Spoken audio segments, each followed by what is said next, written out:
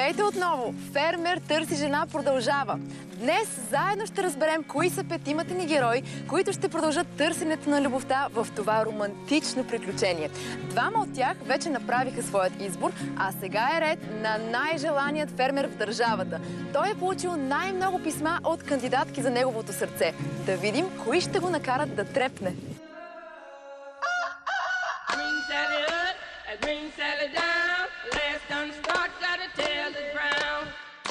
Аз съм Марин Иванов от село Ивански, на 24 години и от 4 години се занимавам с земеделие. 10-ти клас напуснах училище, защото видях, че няма развитие, а мога да се развивам на друго място. И реших да се занимавам с земеделие, да отглеждам животни. Това, което ми харесва и ме кара да се чувствам свободен.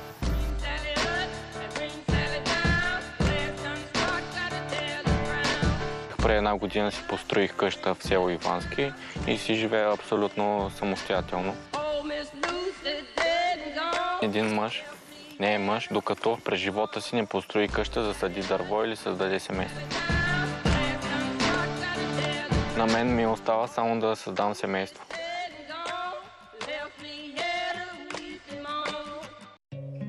Марин се оказа най-желания фермер в държавата и може би днес ще открие истинската любов, скрита сред стотиците писма, изпратени до него. Той няма да ги разглежда сам. На помощ ще се притече най-близкият му човек – леля му Офелия.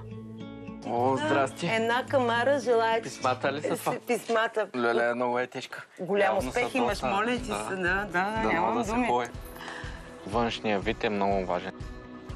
Жената до мен трябва да има големи гърди, малко дупе, да е стройна. Те гърдите, знаеш, че днеска не са проблем, нали? Каквито искаш такива, нали? Могат да се направят. Ако е с малки, ще сега важното е да е стройна и слабичка, нали? Така и най-важното да не е... Да, красива, естествено. Така. Да отворим да видим какво. Дай сега да гледаме. Чакай, първо от снимките, после ще... Леле, тая е гола, дали трябва да я гледаш? Гола ли е? Чакай, какво е написала. Откъде? О, тя мис. Мис Русе. Мис. Я да видим. Казвам се Лилия Яворова Андреева и съм на 18 години от град Русе. През последните няколко години спечелих доста титли в различни конкурси за красота. Мис Русе 2014, Мис Топ лице на Разград 2015, Мис Дунавска кралица 2013 и Мис Зима Банско 2013 също. Марин първоначално като ми направи силно впечатление. Хареса ми много неговия външен вид. Мисля, че е доста суетен, освен това. Харесвам суетни хора. Аз съм с малък бюст и по-голямо дупе, но се надявам да компенсирам с други неща.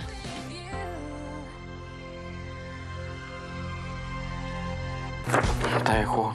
За какво ти тя мисля? Хубавата жена, нали знаеш, че всички тя харесват. После ще се притесняваш, ходиш да следваш. Да, аз не съм ревнив. Да я дирнеш на идеята и ще станеш с времето. Моля ти се. За сега гледам само външния вид, а като съществя контакт ще преценя вече коя е най-подходяща за мен.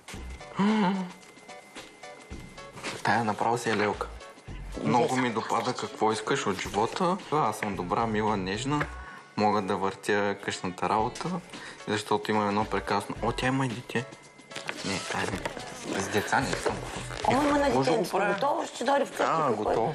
Аз само искам да си направим... После, бе, после. Да. 5 може. Да видим някоя друга. Тая е симпатична, ама... Не, виж долу краката и колко са дебе. Като ваза, да. Няма така. Добре, хайде. Анабела. Хубаво име, ама до там. Иска да има много деца. Виж, ходила да бере царевица. Аз имам комбайна за кой да ми бере царевица.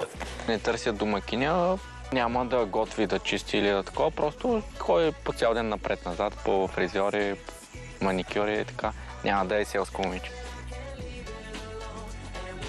Как ще ги изберем, че никой не харесваш? Какво ще правим? Има още. Виж, тая не е лоша. Хубавичка. София.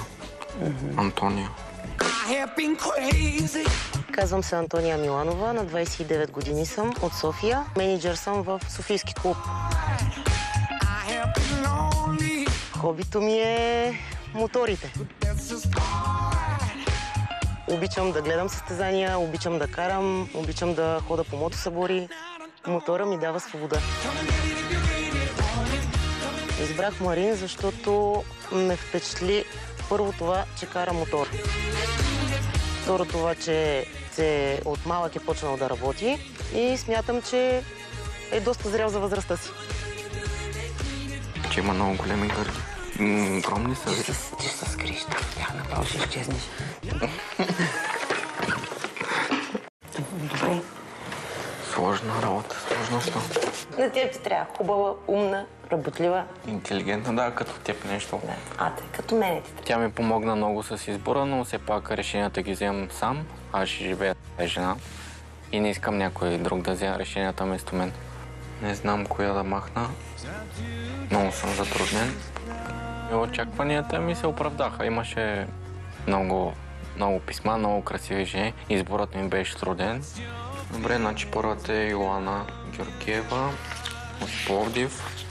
Другата е Лилия Яворова, мис Русе. Третата е Антония Цветанова на 29 от София. Другата е медицинската сестра Камелия, да ме прегледа. На момичета съм им приготвил много работа, както и много забавления, така че определено няма да им е скучно. Въпреки специфичните си изисквания, Марин все пак направи своят окончателен избор. А на 200 км от него, в сърцето на Стара планина, един друг самотен фермер очаква с нетърпение своите писма. Казвам се Камен, живея в Чернел съм. На 47 съм, но изгледам на 46, така като гледам себе си в огледал. Имам една кокетна къща, в която има работилница за бебели, има бара, където се перат килими и пътеки. Бих могъл да се определя като модерен фермер. Мечта е за нормално съжителство с жена, с която да можем да мечтаваме, да се казва заедно или да пътешестваме заедно в пространството и въобще в живота. Тук виж в това предаване се не намеря. Много жени проявиха интерес към Камен и неговият начин на живот. Може би някъде там, сред стотиците писма, се крие и дамата на сърцето му. Охо! Я да видя сега какъв късмет ще имам тук. Надявам се да направим добрия избор. Така. Очаквам да са ми писали артистични и отворени жени. Сега да видим какво се случва тук. Охо! Така, сега да видим дали бих могъл да намеря половинката си. Така, Леонора Ванева. Чаровно, умна и трудолюбива. 3 в 1. Казвам се Леонора, от град София. На 45 години съм. Смятам, че съм едно забавно, весело градско момиче, което харесва селския живот. Ще ми се днешните мъже да са малко по-силни, да са малко по-мъжкари. Това е моят желание резултат от това, че жените днес са много силни. Може би еманципацията ни направи такива, но имаме желание до нас да стоят силни мъже.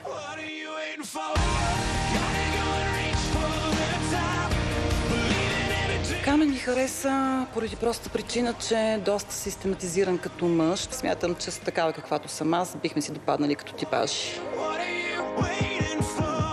Приятна дама и аз съм един голям късметлия.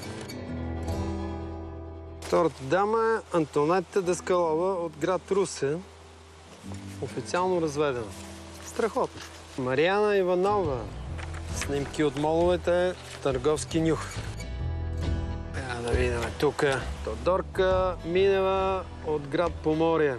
Тодорка направо си жестока. На те мацки, ако им покажа гаджетата си, сигурно ще ме гадна. 47-годишният Камен от години живее сам и по всичко личи, че не е особено лесно да му се харесаш. Между редовете виждам едни дами, които много не ми допадат. Жените, които така явно харесват визията ми и различието, са около моята възраст, като са преминали през дадено разочарование, а моето търсене е към човек, който иска да гради.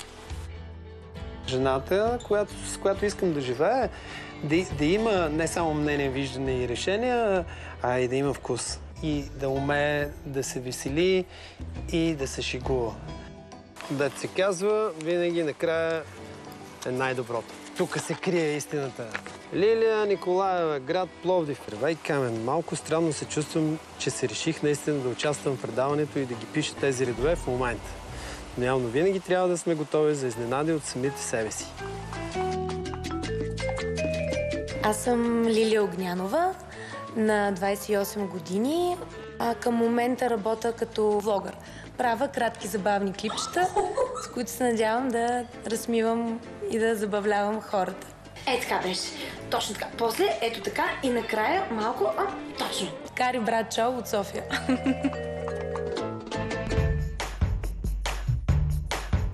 Спрях се на Камен първо заради неговото излъчване. Познах се в някои от неговите думи. Убедена съм, че ни е писано да се запознаем и пътищата ни да се пресекат. Аз лично имам много добро усещане и нямам търпение да се запознаем. Тук имам чар и си ксепил.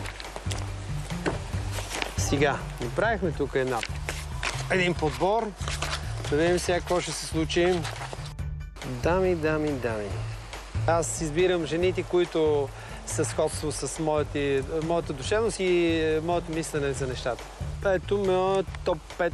Лилия Николова, това е момиче от град Пловдив. Стина Славова от град София. Красимира Джаджева от Ямбол.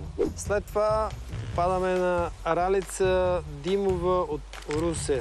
Така и Елеонора Венева, София. Честито, момичета, току-що влезнахте в моята матрица. Камен вече пое по пътя на любовта, а за последният ни фермер всичко тепърва предстои.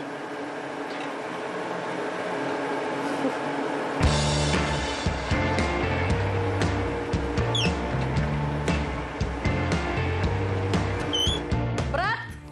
Да? Ела! Какво има? Имаш поща, ела! Какво ми носиш? Женички, ах, сладки снахички. Да не би да са писмата? Да! Хайде чудесно. да ги гледаме бързо. Хайде. Казвам се Славко Василев. На 29 години съм от село Липен и се занимавам с земеделие и животновъдство.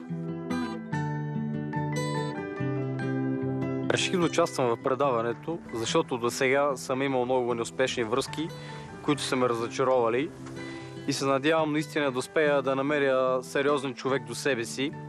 Най-голямото ми желание е да си имам и аз деца. Ще си намерим ли снаха? Не знам, много се надявам. Хайде да ги видим тогава. Така, да започнем от твоите. Ана Красимирова Стефанова, на 23 години. Височина 170, тегла 55. О, ето. Това много ми допада. Бих искала да имам голямо семейство. И то така е по-хубаво. Номер 1 ми харесва. Да, на мен също. Да видим коя ще е следващата. Здравей, Славко, аз съм Ксения. А ти си прекрасен мъж и си въплъщение на най-смелите ми мечти и отговор на горещите ми молитви. Позволи ми да те превърна живота ти в безкрайен празник на обичта. Уникално. Да. Аз не бих го казала по-добре. До сега само хубави момичета. Много чернокоси. Отговорят на това, което търся. Не очаквах толкова много писма да получа, откровено казано. Особено такъв тип момичета, които аз търсих. Цветелина Максимова Петрова, на 31, София. Казвам се Цветелина Максимова Петрова, от София. Не съм ходила много на село, но пък ще ми бъде интересно да видя как наистина хората живеят в тези малки сърца, както сме гледали по телевизията, отглеждат си животни, занимават се с земеделие. Определено вече се замислям, че вече времето ми идва да създам семейство, дете или деца. И се надявам, че ще ми случи някой ден. Готова съм на всичко за любовта, дори да отида на село. Как я намираш? Много добре. Естествено и много добра по душа. Така и на мен така Тя просто така го излъчва го момичето. Чай отворя аз. Така. Екатерина Василевна Бурукова, 25 от Украйна. Уха! Това не го бях очаквал. Да, но живее в България, в София. Казвам се Екатерина. На 25 години съм. От Украйна съм. Дойдох в България да уча. България ми харесва като държава и се надявам един ден тя да ме задържи. Най-много ще ме задържи, ако срещна човека до себе си. И най-много се надявам това да бъде Славко, защото той много ми харесва като момче, като държание. Забелязах, че и той е бил наранен. Също е бил в изневяра. И мисля, че един ден той не би постъпил с човека до себе си така, което аз бих желала наистина един ден може до мен да бъде честен и искрен с мен. Надявам се да ти допадна и да стана едно от твоите фаворитки, за да мога да се боря за твоето сърце, както и ти за моето. Много добре. Оле, оле. Борбата ще е голяма. Вау. Красиво момиче, много. Да. Момичето от Украйна направо ми изпълни душата и разбрах, че това е първата фаворитка, която ще избера. Ти вярваш ли в любовта от пръв поглед? Аз като те гледам, май натам отиват нещата.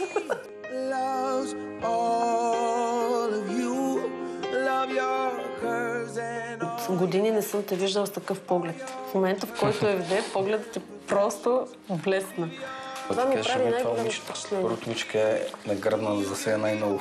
Не знам защо. Да. Това значи нещо. Добре, много писма, много хубави момичета. Въобще... Добре, че не съм мъж. Не ти завиждам. Изборът беше много труден от всичките да избера 5 момичета, защото всичките бяха това, което аз исках. Не знам ти какво мислиш. Аз не мога да мисля вече. Не ми ли личи? Не знам колко пъти още трябва да ги прегледам, за да мога да избера. Трудно. Много трудно. Да очаквам наистина да намеря човекът, който съм търсил до сега. Сериозният човек.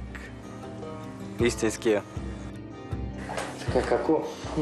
Ето това момиче много ми допадна. Затова избирам да се запозная с нея. Цветелина, мисля, че беше. Също ми направи голямо впечатление. Да, ето това момиче. Също ми много вдъхва доверие, ме грабва. Затова избирам и нея. Добре. Ето е една от първите фаворитки. Екатерина от Украйна. Не знам защо ме грабна. Абсолютно ми подсказа, че трябва да е тя. Я се спирам на тези момичета. Ами, Слави, кака? Успех с жените! Благодаря. Това са 5-мата фермери, които тази есен ще ожънат това, което са посели на полето на любовта. Останалите 5 – Пламен, Милен, Митко, Валери и Ангел – ще могат да направят същото, но скрити от камерите на Фермер търси жена. Те също ще получат своите писма и ще могат да се свържат с кандидатките за техните сърца. И да се срещнат, ако пожелаят, разбира се. Наистина, в момента най-много ми липсва човека до мене. След като създавам семейство, тогава ще бъда най-щастлив. Искам да си намеря своята спътница в живота. Това е един от начините, по който мога да открия подходяща жена. Дали ще стане, не знам, времето ще покаже. Искам нормална, интелигентна жена, с която да се прекарам живота. Влака на любовта, много пъти съм си мислил, че е идвал. Впоследствие вече съм го изпращал. Така че истинският влак на любовта предстои да дойде. 5-мата ни фермери направиха своят, може би, съдбоносен избор. Това, разбира се, само времето ще покаже. След паузата, нашите момчета ще се срещнат за първи път очи в очи с техните избранници. Къде химията ще се случи и къде всичко ще остане едно чисто и натурално биоприятелство. Предстои да разберем.